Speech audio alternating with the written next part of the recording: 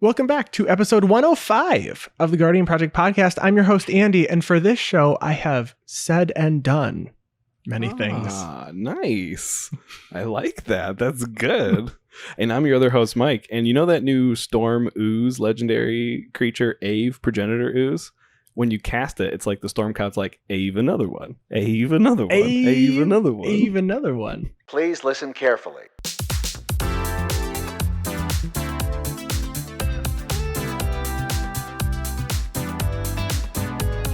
That's also very good. And when you play that combo, I expect you to say that. I will. And this is the podcast where we talk about all things Magic the Gathering. But mostly Commander. So we have quite a few announcements actually from this past week.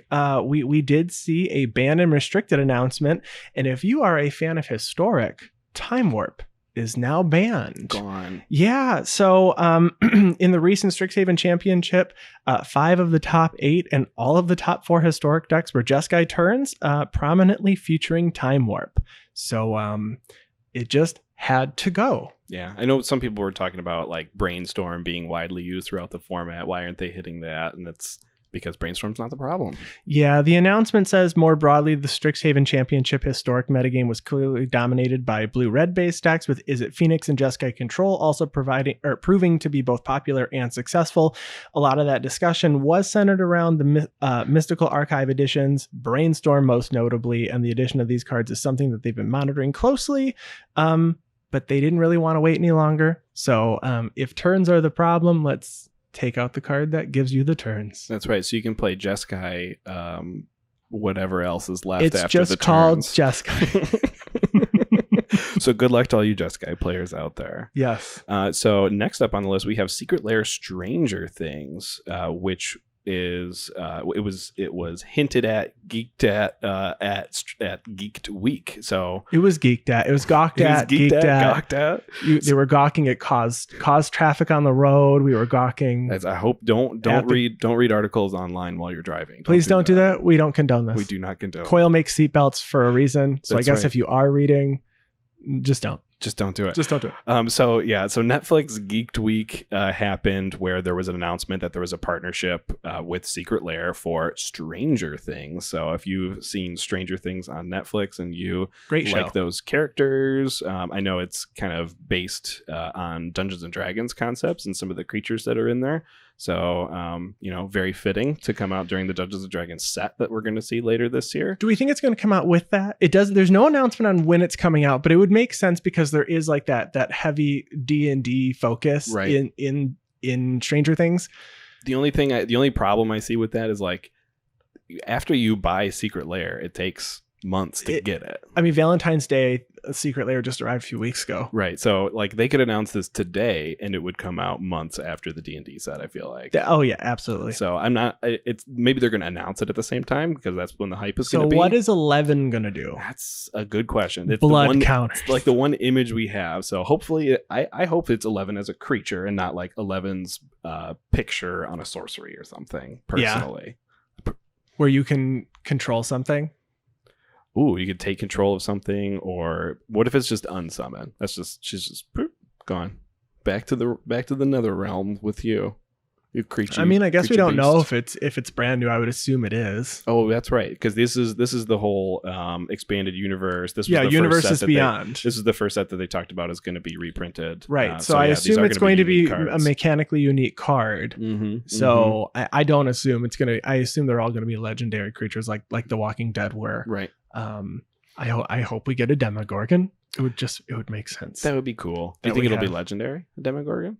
There's more than one, right? Yeah, I don't know. Or is it going to be the Demogorgon? It's going to, without spoilers for the show, I can't really talk too much about the Demogorgon, but I don't know. And to be fair, it's been a minute since I've watched Stranger Things because it's been over a year since there wasn't even a season during quarantine. That was before quarantine, right? It was, yeah. Yeah, so that was over a year and a half ago since we've even had season 3. I think it was season 3. Season 3. I hope, it's funny because when I explain the characters, I have to explain who they are. So like the mom boyfriend, I want a card for him, but I don't think we're gonna get one for him. And you mean Rudy from the movie Rudy. Yes. And Samwise Gamgee from Lord of the Rings. I can't remember the actor's name. Or right the now. guy who's the lifeguard, the California guy. I don't know their names in the show. Okay, yeah. You know what I'm talking that's about? true. With yeah. the whisk, like but I assume it's just going to be like the main cast, which I know sounds like a Debbie Downer thing, but I'm curious to see what they all do. It'll be a bunch of kids on bikes is what it's going to be. Vehicles. Wait, can we get a vehicle? We could probably get a bike as a vehicle. Yeah. A bicycle. A bike. Yeah. All right. We also have an announcement from Architect. The June deck building competition is out now. It was actually an announcement that we had just tweeted about the other day. So if you saw it, you have a head start. It actually is this Friday is the last day that you can enter. So for this one, it says brew an EDH Commander legal deck whose focal point is either a new card released in Modern Horizons 2 or a strategy newly enabled by multiple cards from the set. While a Modern Horizons 2 card as your commander will certainly satisfy this prompt, it can alternatively be part of the 99 so long as it's central to your game plan.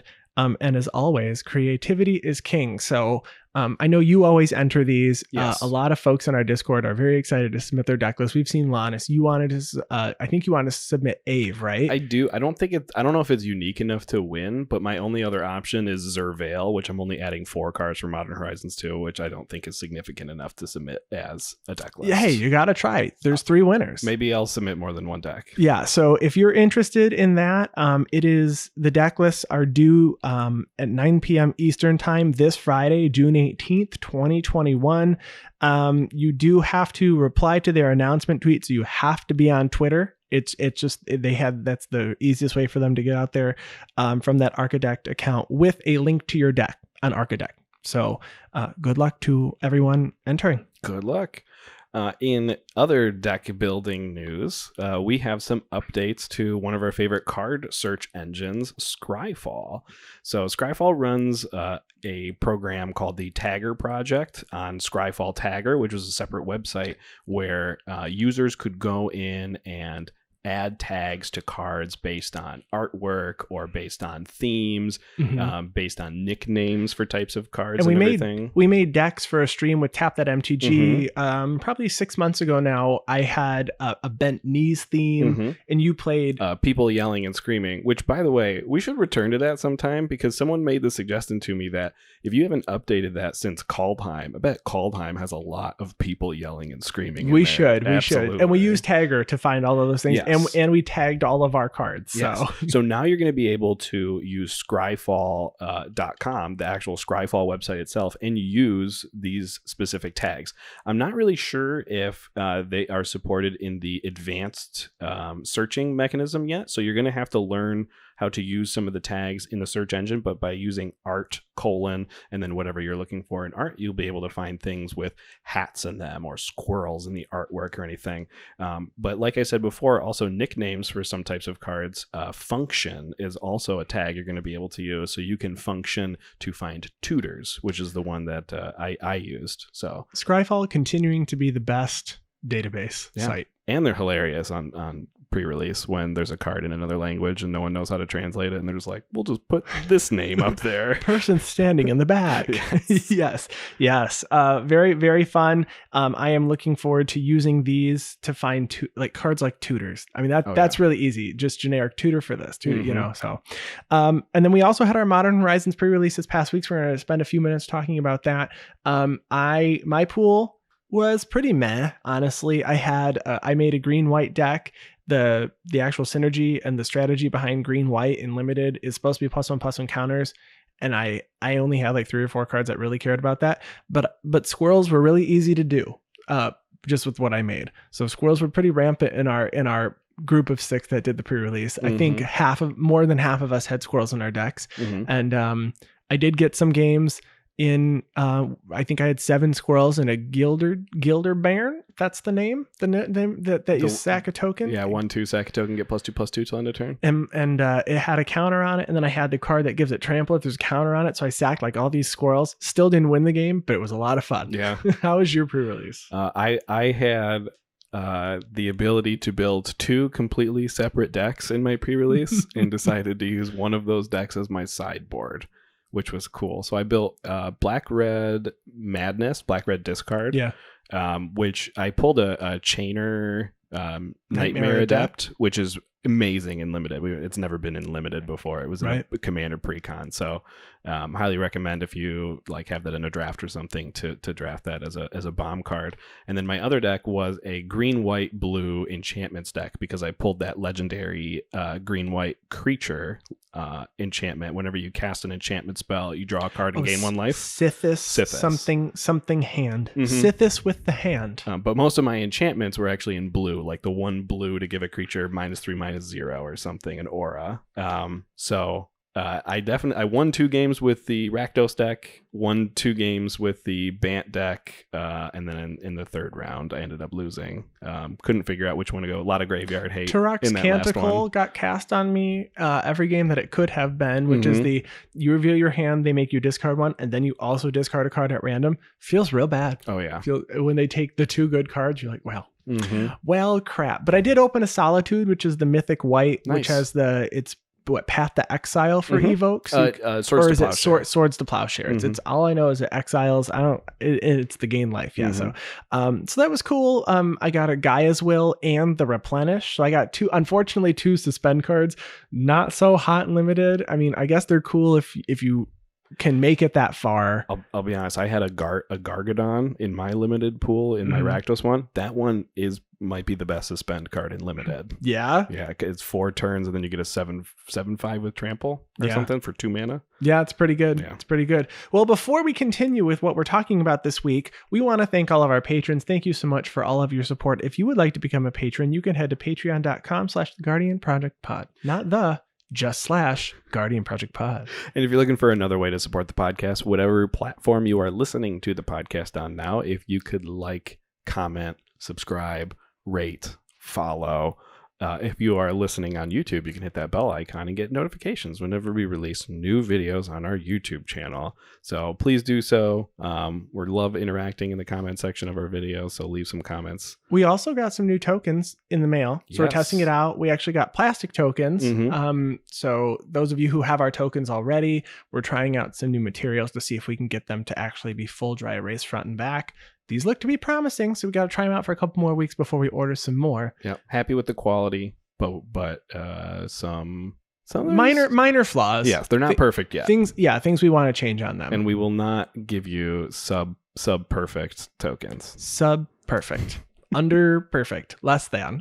So Coyle, what are we talking about this week? This week, last week we talked about our favorite Modern Horizons 2 cards, and this week we're going to talk about Modern Horizons 2 a little bit further, but we're going to talk about combos. So specifically, we're going to talk about Commander Spellbook combos that have been released, and we know it's a little bit early in the process, and there's some backlog for these combos going in here, so there's also some combos that aren't quite yet on the website yet. But they will be there soon. So I think it's time for us to just Machias and Triskelion. You mean, you ready to get a combo? Yes. Okay.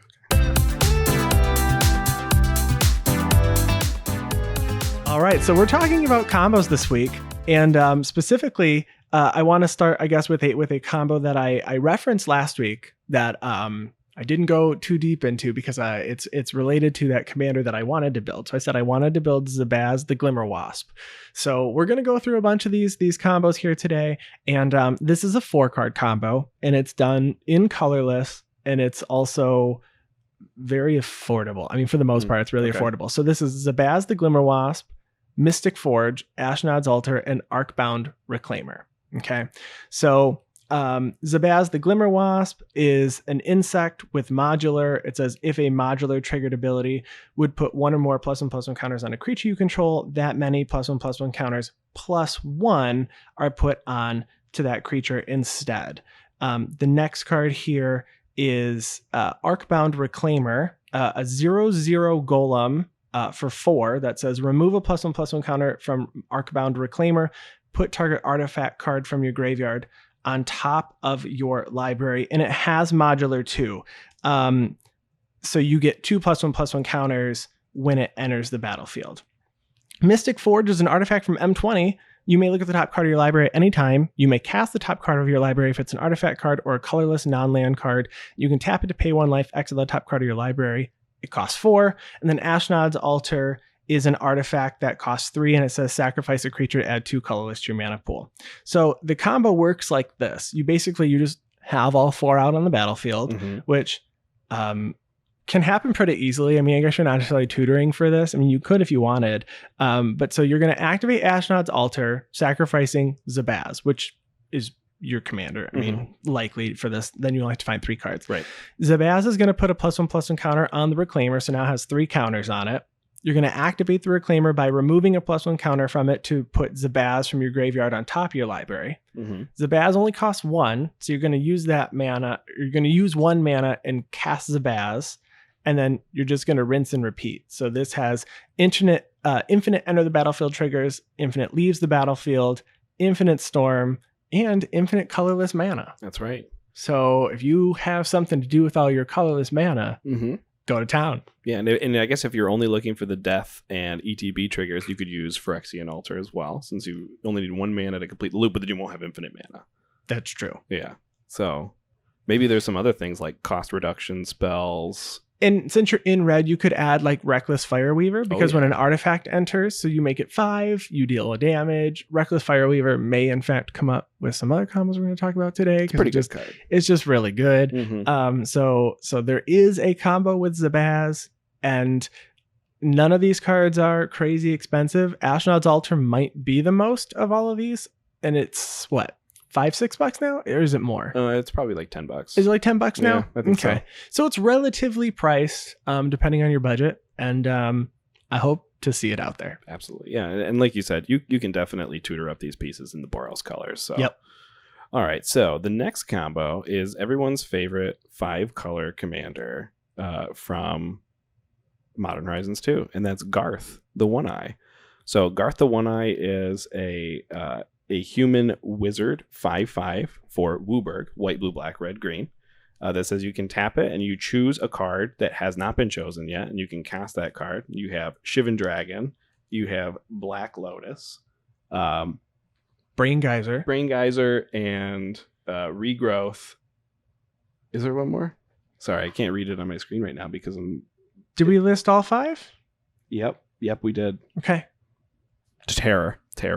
We didn't. Miss Terror. We didn't. So there are 5. The most important ones in this particular combo are the Black Lotus. Surprise, surprise. And then in some versions of this combo, the Regrowth is important too. But for this one, we really only care about the Black Lotus. So for this prerequisite, you need to have Garth on the battlefield along with 2 other cards, and that's Deadeye Navigator and Concordant Crossroads. So Deadeye Navigator is a 6 mana spirit, so 4 blue with Soul Bond. It says when it enters the battlefield, you can Soul Bond it with a creature, or if another creature enters the battlefield, it can Soul Bond with Deadeye Navigator. You can pay 1 into blue and you blink that creature, or you can pay 1 into blue and blink Deadeye Navigator. Right. Concordant Crossroads is a 1 green world enchantment that says all creatures have haste. I still don't own one. Still really want one. Yeah, it's pretty and good. Not even just for this. Like, I could use it in so many decks. Oh yeah, for sure. So how the combo works is you're going to have all 3 permanents on the battlefield. Concordant Crossroad is going to give Garth One-Eye haste, so even if it's the turn that Garth comes out, you'll be able to do this combo. You activate Garth to cast a Black Lotus, sacrifice the Black Lotus for 3 blue mana, use 2 of the blue mana to blink Garth One-Eye. It comes in untapped, has haste because of Concordant Crossroads, and then you can continue to create infinite blue mana this way. Once you have quote-unquote infinite blue mana, you can now turn your Black Lotuses into any other color of mana that you want. So this particular combo allows you to have infinite colored mana of all colors, infinite enter the battlefield effects, or infinite enter the battlefield triggers, infinite leave the battlefield triggers, and infinite Shivan Dragons with haste, which is how we're going to win with just these 3 cards. You don't actually need an enabler or anything. Just make a bunch of Shivan Dragons. They have haste because of Concordant Crossroads. Yeah. Fire breathing a million each one because you have that kind of mana. So really this combo depends on a blinking ability and a haste enabler. So there's probably 100 different ways you can do this with Garth. I saw one the other day using Lightning Greaves with another creature that's similar to like a Deadeye Navigator ability. I don't have the cards in front of me, but I'm sure we'll see 5 or 6 different ways to do it. Garth does feel like a smidgen of a combo deck, but you could just use it if you want to just have 5 colors and then be able to play with Shivan Dragon and Black Lotus and Terror and all those cards. Brain Geyser. For sure. Yeah, why not? Yeah. Do it up. So let's do an easier one. Let's go with a 2-card combo here. Okay. So we're gonna take it back here.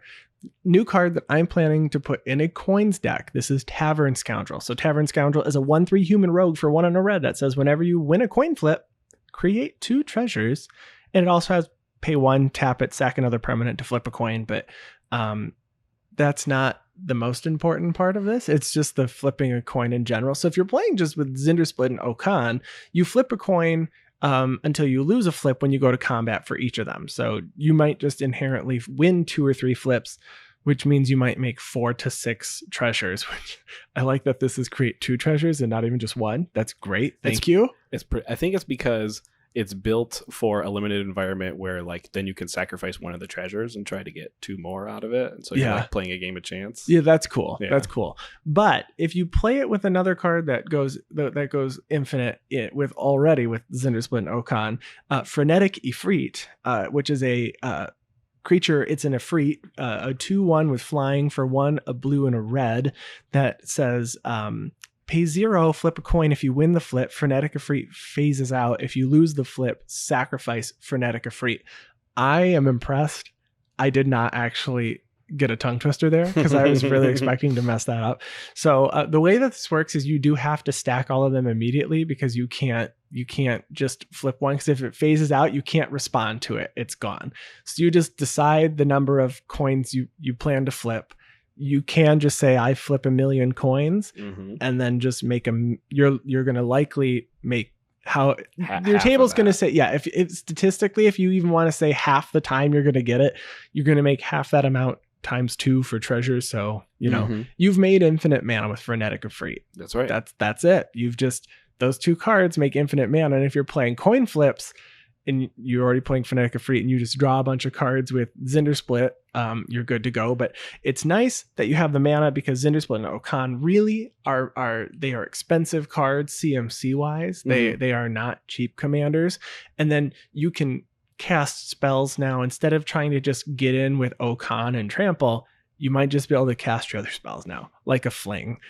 True. And if you flipped 1,000,000 coins, now you have that, a Fling or a Chandra's Ignition or a Thud, whatever it is. Oh, yeah. I think Tavern Scoundrel, huge upgrade for that deck. Oh yeah. And it's important to note, I guess. I know you said infinite mana, but it's infinite mana from an infinite number of treasure tokens. So Reckless Fireweaver. Yep. There you go. Another Reckless Fireweaver trigger here.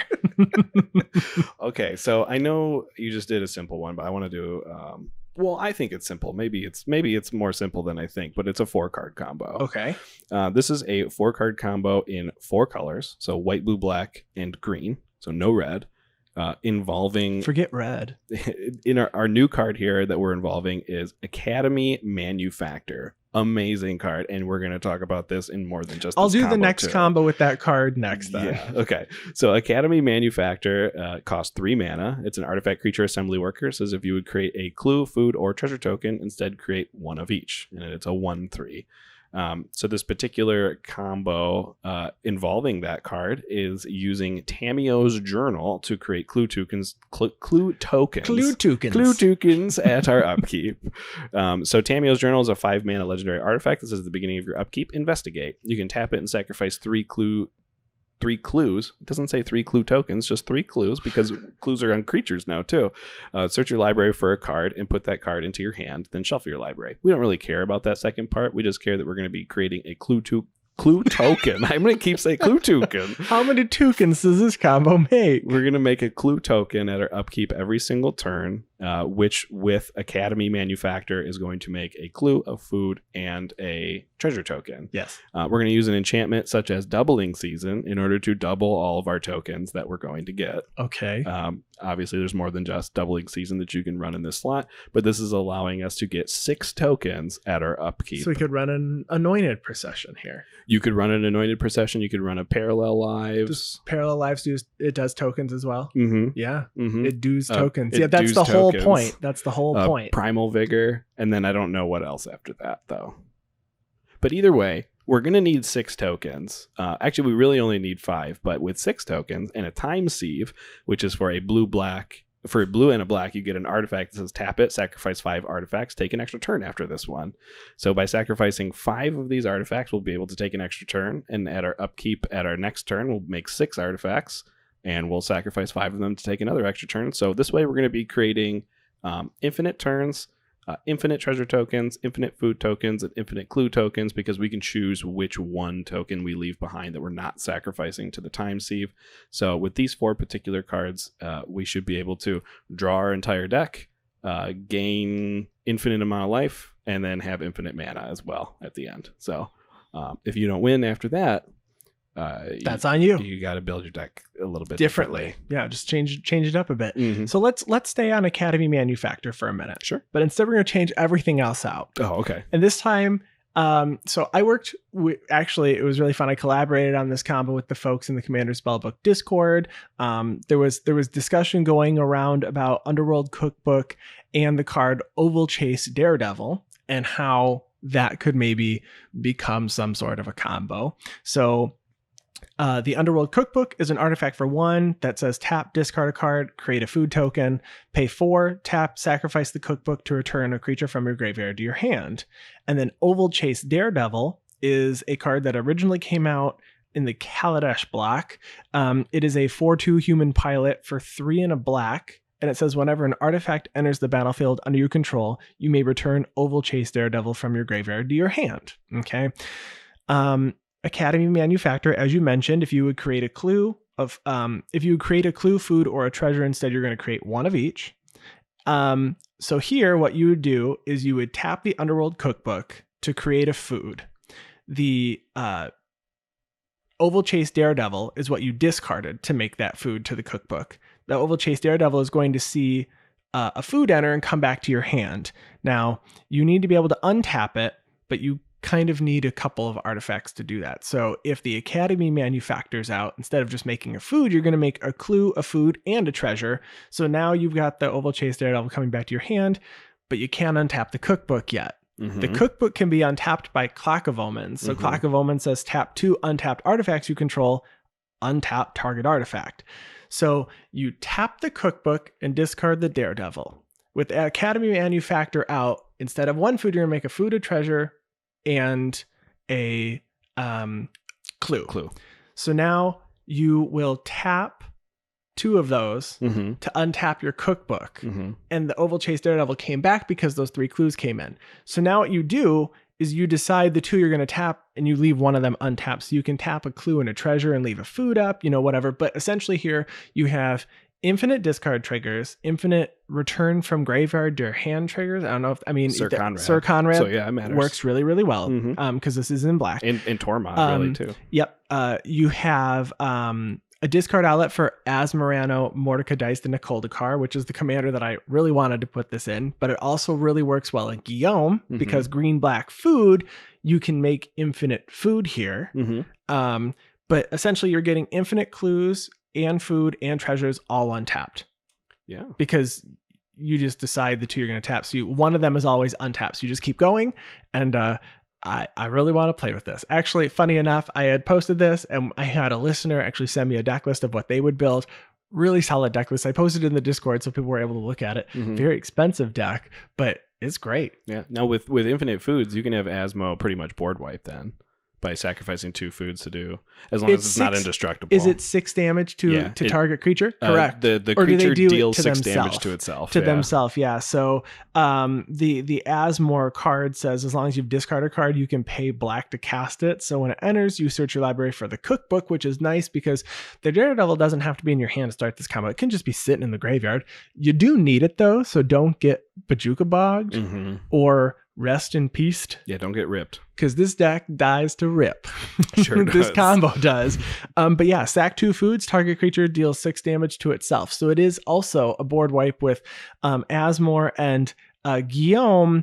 If I look up Guillaume real quick, Guillaume says pay 1 sack of food, target creature gains indestructible until end of turn and tap it. You tap everything so you can tap everything down, and if you've got some way to just swing in, you're playing Guillaume control at that point. That's right. It's pretty fun. I guess that works. Like Golgari control, why not? Yes. At the beginning of your end step, create a number of food tokens equal to the number of non-token creatures that entered the battlefield under your control this turn. So it might only be Guillaume, but that's okay. Okay. Yeah. Cool. All right. So next one, I don't have things that aren't complicated, so we're just gonna keep going with the complicated stuff. So this particular card for Modern Horizons 2, I thought was from Strixhaven, which is why I kind of overlooked it, because it cares about wizards and shamans, and this is Harmonic Prodigy, which is a Modern Horizons 2 rare. Harmonic Prodigy for 2 mana, 1 and a red. You get a 1/3 human wizard with prowess that says if an ability of a shaman or another wizard you control triggers, that ability triggers an additional time. So we're going to combo this with the color black so that we can run a wizard called Dire Fleet Ravager. So for 3 black, you get a 4/4 orc pirate wizard with with menace and death touch. This says when Dire Fleet Ravager enters the battlefield, each player loses 1/3 of his or her life rounded up. When in combination with Harmonic Prodigy and that Dire Fleets enter the battlefield effect, each player is going to lose 5/9 of their life, is how the math works out. So they have 4/9 left, which is notably less than half, which is important for the third part of the combo, which is either an Archfiend of Despair or a Wound Reflection. An Archfiend of Despair is an 8 mana demon. So for 6 black, you get a 6/6 flying. It says your opponents can't gain life. And at the beginning of each end step, each opponent loses life equal to the life that player lost this turn. Or Wound Reflection that says at the beginning of each end step, each opponent loses life equal to life they lost this turn. This is on an enchantment for 6 for 5 and a black instead. So with those 2 simple cards, everyone is going to lose 5/9 of their life and then lose another 5/9. And if you're good at fraction, 10/9 is more than 100%. Yeah, so you will lose 5/9, but your opponents, because of the Wound Reflection or the Archfiend of Despair. Is that what Archfiend of Despair? Archfiend of Despair. Yeah, they only they will lose. That's right. And fractions are not great. I'm not great with fractions. I will be honest. I don't run that card because I always had an issue with what is half your life round or 1/3 of your life rounded up. What's 1/3 of your life rounded up? My life's at 40. You just have to pull out a calculator with that card. You gotta do. I mean, we used to use our phones to track life total, so we always had a calculator there, anyways. Yeah. Right? You won't always have a calculator with you. Liars. Lying teachers. Literally always. All you teachers out there, stop telling students that. When you were in first grade, did you know that smartphones were going to be a thing? Did you have a modded TI-83 with like video games on it? I did not, but I had a lot of good friends that would have like Super Mario, like the quote unquote like a game like Super, or you like run and play. The TI-84 Silver Plus Edition had some games already loaded on it, which I was always jealous of because and my parents knew about it too. That's why they only got me the regular 84 version. But yeah, no, I downloaded some stuff on it, but I was one of the people that would like clear my memory after class every single day. So whenever I downloaded something new, I accidentally cleared it at the end of class, and I always kicked myself for it. But to answer your question in a very short way, no. No. Was there a TI-82? Probably. Did it start at TI? Texas Instruments? Yeah. The OG. Oh, TI. This is our TI calculator. And then the TI-2. TI-2. If you know the history of Texas Instruments, please tweet at us at Guardian Pod. If you work at Texas Instruments, Dire Fleet Ravager. You need it. You need it in your life. You do. All right. So the next one here is a 2-card combo that doesn't inherently do anything on its own. It doesn't really win you the game. You still need to add a third piece to this, and that could be the flavor that you add here. So this is the first time that I've really enjoyed a mutate card. You heard it here. I'm saying something nice about Ikoria other than cycling. Nice. Because I love cycling, but I wasn't a fan But of you don't mutate. like ram through? Oh man. There you go. All right, but that's not one of the specific mechanics. No, that's but it's a card. It's a card there from Ikoria. All right, It's very that's important. fair. That's fair. Ikoria is known for that. Was it an uncommon or is it a common, do you think? I don't remember now. It's my favorite card from the set. It's one of mine too. I do very well. But this is Vadrock, Apex of Thunder. So this is the Jeskai legendary creature. So for a blue, a red, and a white, you get a 3/3 flying, first strike, elemental, dinosaur cat that says, whenever this creature mutates, you may cast target non-creature card with converted mana cost 3 or less from your graveyard without paying its mana cost. So you can mutate for 1, a split white or a blue, and red. Mhm. Okay. So you need to be able to mutate Vadrock onto a card. Yeah, non-human. Okay. Non-human, as we learned. Judge Anthony, every example we had for him was pretty much a human, and that's how we learned how mutate works. And the other card here is Chef's Kiss. Mwah. Mwah. Okay, so Chef's Kiss is an instant for 1 red that says gain control of target spell that targets only a single permanent or player. Copy it. Then reselect the targets at random for the spell and the copy. The new targets cannot be you or a permanent that you control. So you mutate Vadrock onto a creature you have, non-human, and then you, in response to the mutate, you cast Chef's Kiss. And you gain control of your Vadrock trigger. Mm-hmm. And it says you have to reselect the targets at random, but mutate cannot go on anything except for your own stuff. Mm-hmm. Okay. So it's going to end up reselecting your own thing. Mm-hmm. And then the Vadrock trigger is going to go off and cast Chef's Kiss from your graveyard. And it's going to reselect it randomly to your thing because you can't go anywhere else. And then it's going to do its trigger again. And you're just going to infinitely cast Chef's Kiss. Okay. Infinite Chef's Kisses. That is the actual definition of Chef's Kiss. There you go. You got it. But so now it does say the mutate does say you may cast. Right. So you can stop it, right? It doesn't just end the game. So what you need to do is you need to have another card to win. So you've got Infinite Storm. I mean, here, so if you want to just grape shot someone, you can grape shot someone. You got the grape shot. If you're playing with a Magecraft card from Strixhaven, and I have not actually looked any of them up, I assume in the blue-red variety with Magecraft, there's got to be something like Make a Treasure? Archmage Emeritus? Emeritus? That just draws your deck. Is that when you cast a spell? So you draw 1 card. So I guess if Archmage, that's Archmage Emeritus, yeah. Yeah, so there's 1, right? You can draw a card. So the 2 cards itself alone don't really do a whole lot. Just do a Scryfall search for Magecraft, and then we'll see what we get there.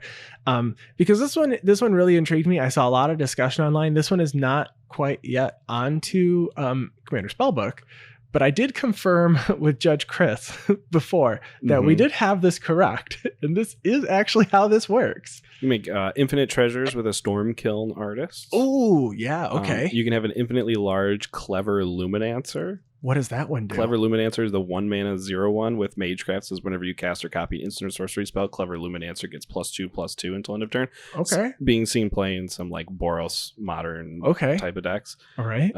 If we go outside of if we expand the colors, we can do the Liliana, the Professor Onyx, and that kills everyone. The Witherbloom one will kill everyone too. So you have to find a 5-color commander, so Vadrock wouldn't be your commander in this case. Right. So there's not, I mean, it looks like infinite treasures and infinite power, and then or card draw. So, I mean, I think with those, I'd go with Kiln Fiend and Emerid. Yeah, for sure. I mean, I'd probably put all 3 in, why not? Just for good measure.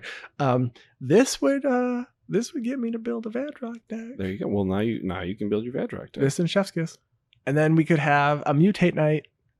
We haven't done that on stream. I do still have my Aluna built. And Nethroid's, I know Brian, our old co-host, has is it Brokos? Is that the Infect one that he built an Infect deck with? I'm not sure. I haven't played it. It's the Mardu, which is the Mardu legendary with Mutate. That's the Tiger. It's not Brokos is the Sultai one. Brokos is Sultai. So yeah, it's the Mardu one. So I know we've got at least 3 of them here. Yeah, it's Snapdax. Snapdax, all on the floor. Snapdax. Apex of the Hunt. Apex of the Hunt. So, maybe we have to have another stream here, and I will be playing a deck that I will be aptly naming Chef's Kiss. So now I hinted at this particular card at the beginning and in my intro, and yes, there is an infinite combo with Ave Progenitor. You do have a simple combo here. This is very simple. It's expensive though, unfortunately. Yeah, it is. So Ave Progenitor Ooze is a 2/2 legendary creature ooze for 2 green, green, green with Storm. So whenever you cast a spell, you get to copy it for each spell cast before it this turn. Ave Progenitor Ooze is not legendary if it's a token, and Ave enters the battlefield with a +1/+1 counter on it for each other ooze you control. So the whole idea behind an Ave deck is to cast spells before you cast Ave, so you get a bunch of copies of Ave, and then all the Aves come in with different amounts of +1/+1 counters on them. When combined with a card called Food Chain, which is an enchantment for 3 for 2 and a green, it says remove a creature you control from the game, add X mana of any color to your mana pool, where X is the removed creature's converted mana cost +1. This mana will be spent only to play creature spells. It will go infinite with a certain number of storm count on the stack. Now that storm count is 2. Oh my So you cast Food Chain for 3 mana, and then you cast Ave for 5 mana. So if you have 8 mana in mono green, and those wow, seems real difficult. and you have Food Chain in your hand because Ave can be in your command zone. You can then cast Food Chain, cast Ave, get 2 copies of Ave.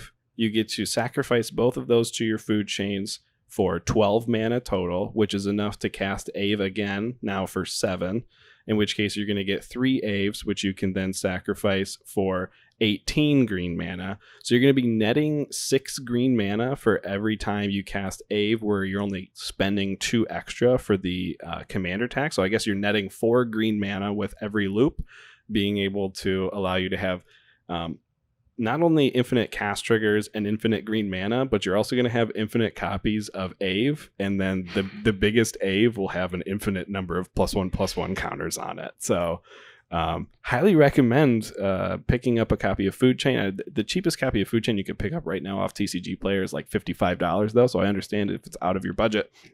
But if you're building an Ave deck and you can afford a Food Chain, or if you can proxy a Food Chain, I highly recommend it.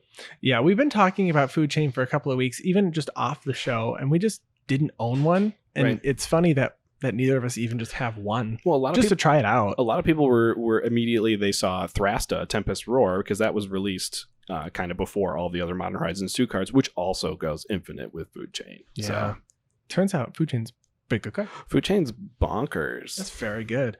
All right, I'm going to take us back here. Take us back. You remember Academy Manufactor we talked about? I do remember Academy Maybe 15 minutes Manufactor. ago? Yeah, it's a good card. All right, so once again, a 1/3 assembly worker for 3 that says if you would create a clue, a food, or a treasure, instead create one of each. Okay, so instead we're gonna change this up here, and we're gonna go with a mill strategy. Oh. Okay, so we are in the Bant color variety. Mhm, Okay. mhm. So we've got Enduring Renewal, an enchantment for 2 white that says play with your hand revealed.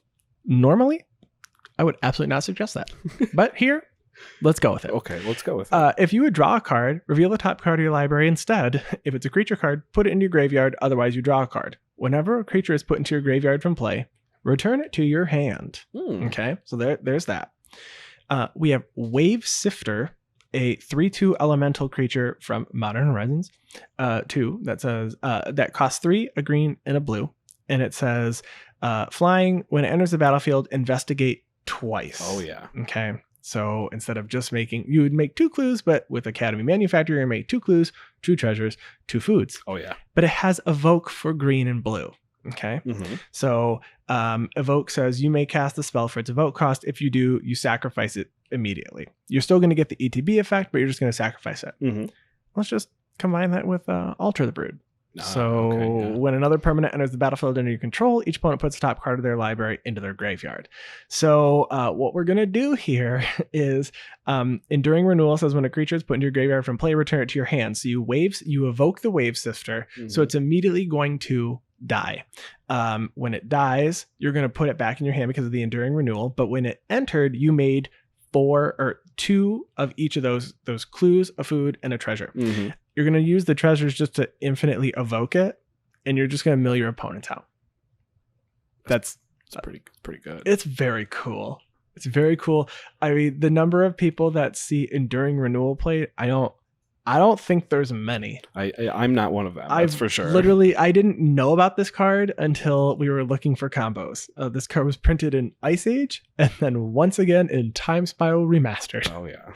So it's under $3. Wave Sifter is 29 cents. Academy Manufacturer's under $4, and then Alter the Brood is like $5. There you go. So you can make it work. Yeah.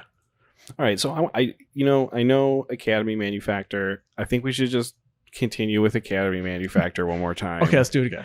And this one, there's a shift to it, and actually the combo that we found is slightly shift, but it works with Academy Manufactor. So this is a legendary creature that you actually like and considered at least last week building it, and this is Lanus, Cryptozoologist. A 1/2 for green and a blue snake elf scout. And says whenever another non-token creature enters the battlefield under your control, investigate. You can tap it and sacrifice X clues. Target opponent reveals the top X cards of their library. You may put a non-land permanent card with mana value X or less from among them onto the battlefield under your control. That player puts the rest on the bottom of their library in a random order. Honestly, we don't really care about that. We only care about that first line of text that says whenever another non-token creature enters the battlefield under your control, you investigate. As you can probably figure out with Academy Manufactor, when you investigate, you're going to create 3 tokens and not just the one. So in combination with a creature called Shrieking Drake, for 1 blue, you get a 1/1 Drake with flying. It says when Shrieking Drake comes into play, return a creature you control to its owner's hand. You will be able to create a treasure, food, and clue token. If you've learned nothing from this episode, it's what Academy Manufactor does. It really does do that. Say it with us. A treasure, a food, and a clue token. So when you cast Shrieking Drake, you're going to get all 3 of those. With Shrieking Drake's enter the battlefield effect, you're going to return Shrieking Drake to your hand, and then you are going to, again, then cast it from your hand using the 1 treasure that you just made. And you're going to be able to make infinite clue and infinite food tokens with this. If you have the ability to double your tokens somehow, you'll also be able to produce infinite mana. The particular combo that we found actually includes the enchantment Intruder Alarm. So it also has other combos that you can do with it. You don't have to use Academy Manufactor. Right. No, you don't. You don't. And what's funny is you don't even have to have Academy Manufactor to even do all of this stuff either. So it's really cool because you can just do it without the Academy Manufactor, because with Lanus alone, you make a clue. Right. So you can activate Lanus then at the end by sacrificing 16 clues and revealing the top 16 cards of target opponent's library, putting them out of the battlefield. You can do so much with this. So much. Absolutely. I guess that is true. With the Academy Manufactor, you are creating an infinite number of clue tokens, and you will be able to just activate Lanus. Whatever card you want, you have. You can just leave. You don't even need the Academy Manufactor at all. Just the 3 cards go infinite on their own without the Manufactor, just because Lanus says when another non-token enters. So you use the Shrieking Drake's ability, resolving and returning it to your hand. But you do have to have a creature that's tapping for blue. So that's true. The Academy Manufactor gives us the treasure. But if you have a creature that taps for blue, then you would need the Intruder Alarm to untap that creature. Correct. Yeah. Okay. Mm-hmm. Yep. We're on the same page there. All right. I've got one more. Go for it. I've got one more, and this one is pretty complicated, so buckle up, buckaroos. We are going to start with the new card from Modern Horizons 2, Planeswalker, Dakin Shadow Slayer. So, for white, a blue, and a black, you get a Planeswalker Dakin. The important part is it enters the battlefield with a number of loyalty counters on it equal to the number of lands you control. And the important activation we're looking at here is the -6, and you get to put an artifact card from your hand or graveyard onto the battlefield. In combination with Felidar Guardian, a 4-mana 1/4 cat beast, when it enters the battlefield, you get to blink a permanent you control. We're going to be using this enter the battlefield effect to blink Dakin in order to use that -6 ability more than once. But the -6 ability can only hit an artifact, which is why we're going to use Phyrexian Metamorph, which is 3 in a Phyrexian blue for a 0/0 that comes in as a copy of another creature, but it's an artifact while it's in our graveyard, which is important so that it can come in as a copy of Felidar Guardian to blink our Dakin. In combination with a sacrifice outlet like Ashnod's Altar, we'll be able to sacrifice our Phyrexian Metamorph and create infinite colorless mana and blink our Dakin infinite number of times. I love that. It's a pretty cool combo. It's in 3 colors. It's in the Esper colors. It doesn't involve a legendary creature, so it really can't be enabled through your command zone. It's a little tough to put together, but you can do it. I love that for us. Tough to put together, but you can do it. No, just the journey we were going on here. Oh, okay. There you go. For our Felden of the Third Path players, very popular card here. Actually, combining it with with Diamond Lion, a new card from Modern Horizons 2, which is a 2/2 artifact creature cap for 2 that says tap it, discard your hand, sacrifice Diamond Lion, add 3 mana of any one color to your mana pool, activate this only as an instant, which is really funny to read. You can actually go infinite here. So having Feldon of the Third Path and Thornbite Staff. So Feldon of the Third Path is a legendary human artificer for 1 red. Pay 2 and a red, tap it, create a token that's a copy of target creature in your graveyard, except it's an artifact. It gains haste, sack at the beginning of the next end step. And then Thornbite Staff says it's a shaman equipment for 2 that has equip for 4. Equip creature has pay 2, tap it. This creature deals 1 damage to target creature or player. And whenever a creature is put into a graveyard from play, untap this creature. So really what you need here is Feldon of the Third Path out, equipped with Thornbite Staff. You have to have mana available, and it doesn't have summoning sickness. But essentially what you're going to do is you will play your Diamond Lion, sacrifice it. It's going to go to the graveyard.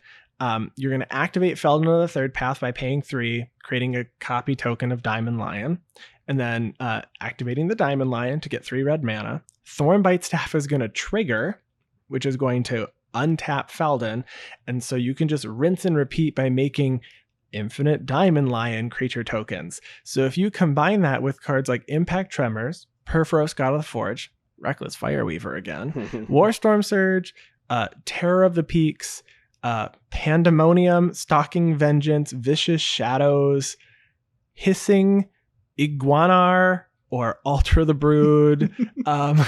There's a lot. There's seriously so many. You just basically win. Yeah.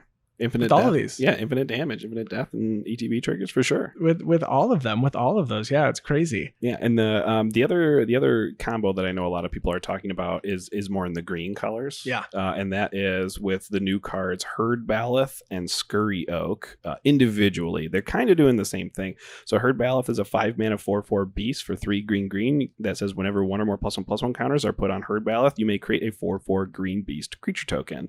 And Scurry Oak actually has Evolve, and it says whenever 1 or more +1/+1 counters are put on Scurry Oak, you may create a 1/1 green squirrel creature token. This combos with Ivy Lave Denizen. It's a 4 mana 2/3 elf warrior for 3 and a green. Whenever another green creature enters the battlefield under your control, put a +1/+1 counter on target creature. So we're going to put it onto the Herd Baloth or onto the Scurry Oak, and we're going to create another green creature to trigger it again. Yep.